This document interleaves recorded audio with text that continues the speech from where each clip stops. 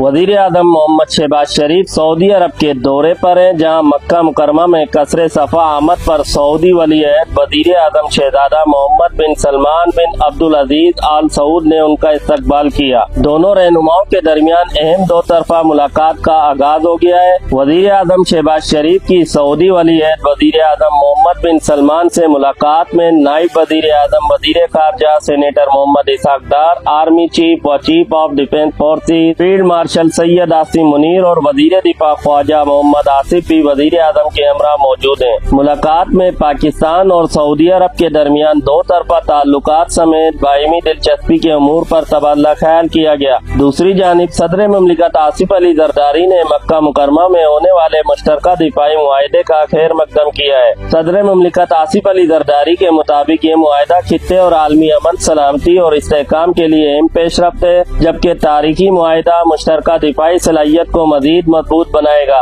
सदर आसिफ जरदारी ने कहा कि ये मुआहदा तीनों बिरादर ममालिक के महफूज, मुस्तहकम और खुशहाल मुस्तकबिल के मुश्तरका अज़म का यादा है। सदर मुमलिकत ने अहम पेशरफ्त मुमकिन बनाने में वजीर आजम मोहम्मद शहबाज शरीफ और फील्ड मार्शल सैयद आसिम मुनीर के किरदार को काबिल सताइश करार दिया। उन्होंने कहा कि ये मुआहदा पाकिस्तान और सऊदी अरब समेत बिरादर ममालिक के दरमियान स्ट्रेटेजिक शराकत दारी मुस्तहकम करने की जानिब भी अहम संग मील है। सदर मुमलिकत आसिफ अली जरदारी ने दुआ की कि अल्लाह ताला इस तारीखी मुआहदे को बरकतों से नवाजे और मुस्लिम उम्मा की सलामती, दायमी अमन और खुशहाली अता फरमाए। नाजरीन, आप देख रहे थे पॉइंट न्यूज डिजिटल।